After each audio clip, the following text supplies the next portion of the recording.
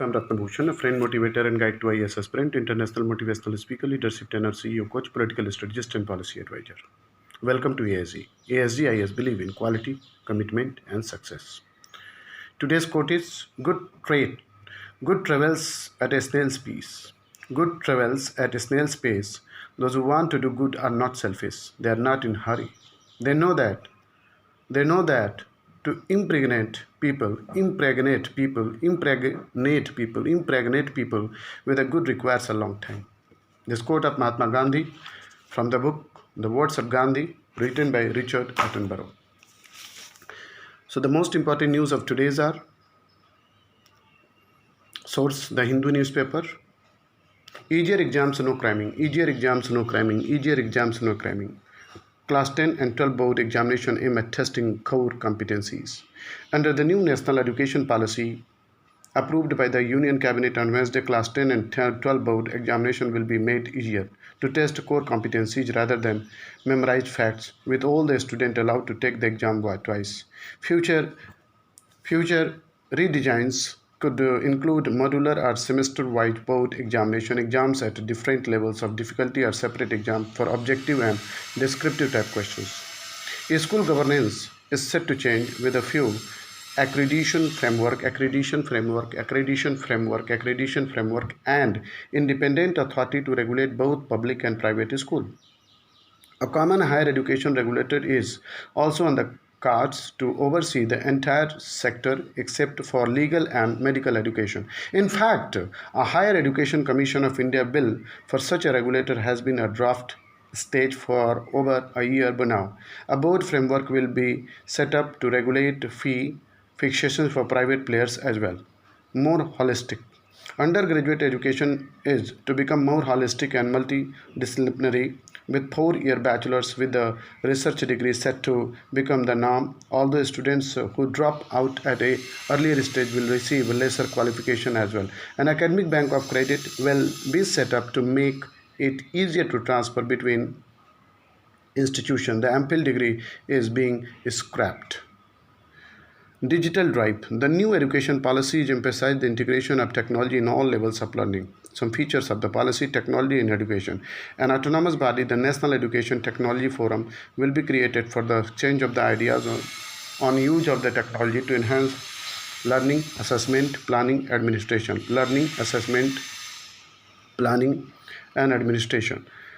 A dedicated unit for the purpose of creating digital infrastructure, digital content, and capacity building will be set up in the ministry.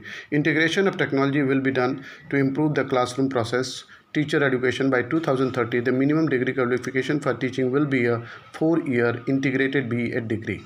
Financial support. Meritorious students belonging to SC, ST, OBC, and other socially and economically disadvantaged group will be given incentive. Private institutions will be encouraged to offer a scholarship to their students. Professional education is standalone technical university, health science university, legal and agricultural university aim at becoming multidisciplinary institution. Dire need for futuristic plans, says Amit Shah. Dire need for futuristic plans, says Amit Shah. Dire need for a futuristic plan, says Amit Shah. Union Home Minister Amit Shah on Wednesday welcomed the National Education Policy 2020 and said India was in dire need of such futuristic plans. Mr. Shah also said it is a remarkable day. It is a remarkable day in the history of the education system. Education is the foundation of any nation, and for the last 34 years, India was in dire need of such a futuristic policy. He tweeted, he said it will play an unprecedented role in the building of New India. No nation in the world can excel by giving up its culture and values. The aim of Prime Minister Modi National Education Policy 2020 is to create an education system which is deeply rooted in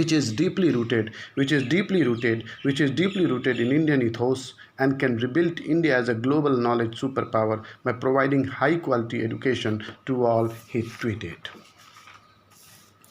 The next important news is 4-year UG course in MPhil out in the new education policy. Common higher education regulator to set a focus on the mother tongue.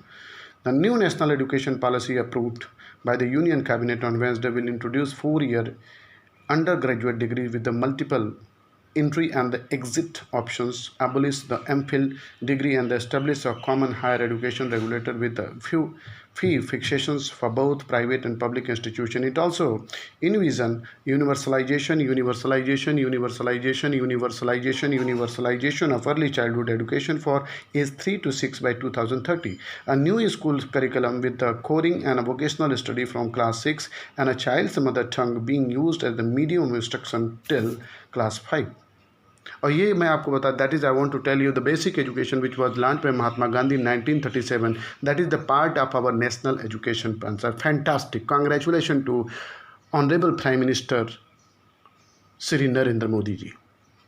This is the first new education policy in 34 years and was a poll promise of the BJP in 2014. A panel headed by former ISRO chief K. Kasturi Rangan submitted a draft in December 2018, which was made public and open for feedback after Lok Sabha election in May 2019.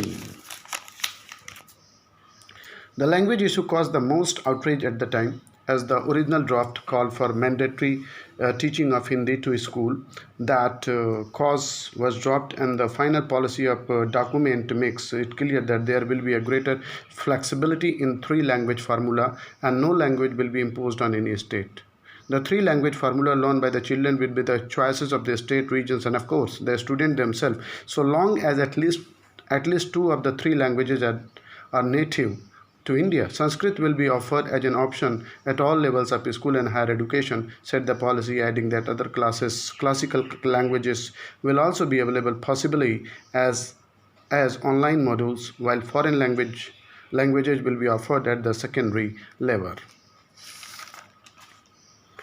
Fewer species, more disease. Fewer species, more disease. Fewer species, more disease. Ecosystem integrity will restrict the transmissions of pathogens from one species to another. The COVID-19 pandemic has impacted human life and economy in an unprecedented way.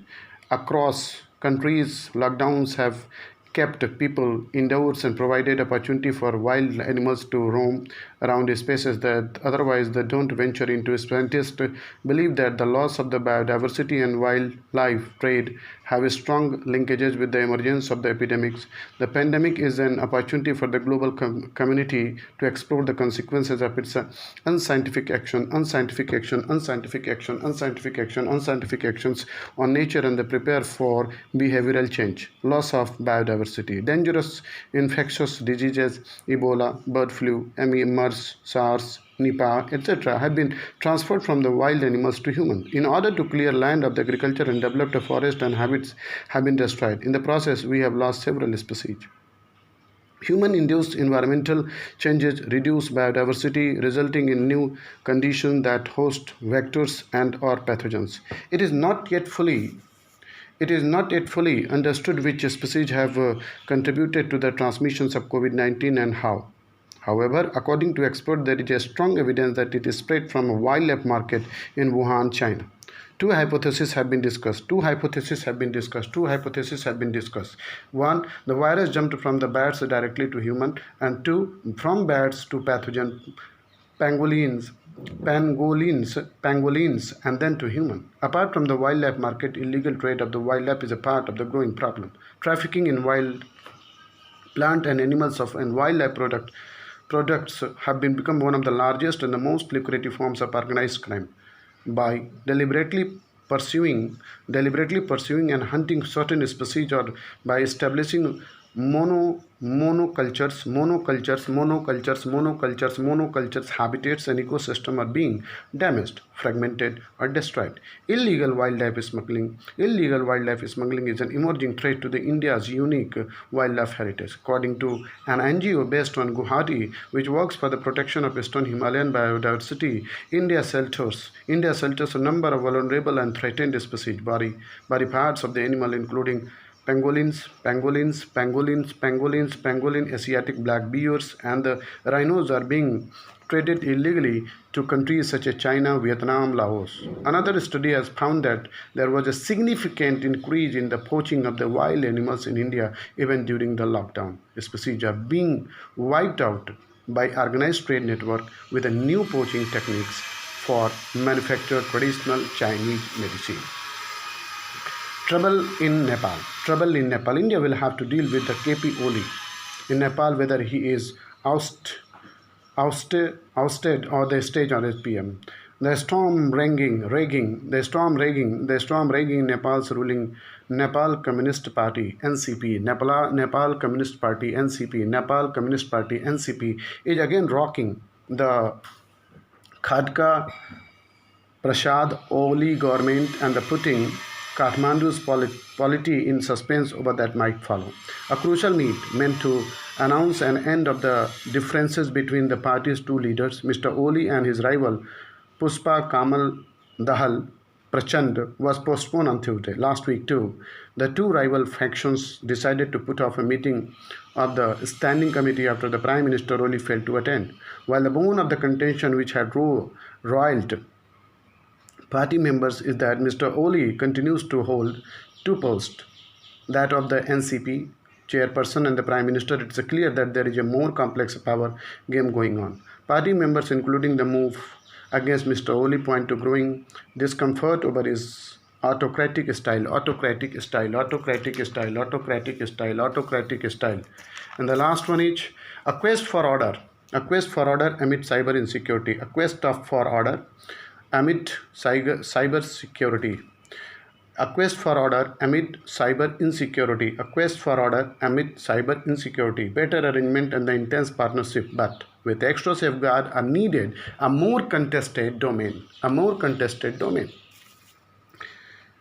This article was written by Sri Syed Akbaruddin. Syed Akbaruddin has served as India's permanent representative at the United Nations. In cyberspace, it is the best time for some kind of the worst time for the others. Between them, Apple, Amazon, Microsoft have added more than $1 trillion in market value since the start of 2020. On the other hand, cyber attacks have grown. In 1 week in April 2020, reported there were over 18 million daily malware and phishing emails related to COVID-19 monitored by a single email provider, in addition to more than 240 million COVID-19 related to daily spam messages. Twitter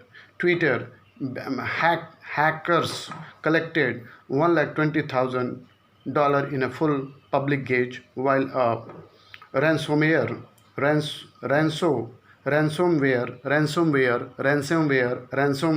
target in California quietly paid 116.4 bitcoins or $1.14 million. There is also concern about the role of the state. Australia mention of attacks by a state actor. China has been accused of hacking healthcare institutions in the United States working on the novel coronavirus treatment. The United Kingdom has warned of hackers backed by the Russian state targeting pharmaceutical companies conducting COVID-19 vaccine research. The ban on specified Chinese apps on grounds that they are engaged in activities prejudicial to the sovereignty and integrity of India. Cyber insecurity of individual organizations and the states is expanding amidst COVID-19. While we are embracing new ways of digital interactions and more of our critical infrastructure is going digital. The parameters of the transformation underway are not understood by the most of us, like global public health, cyber insecurity. In this area, left to expert COVID-19 made us realize the role of the global public health infrastructure and need to abide by the agreed rule. Thank you so much. God bless Bharat.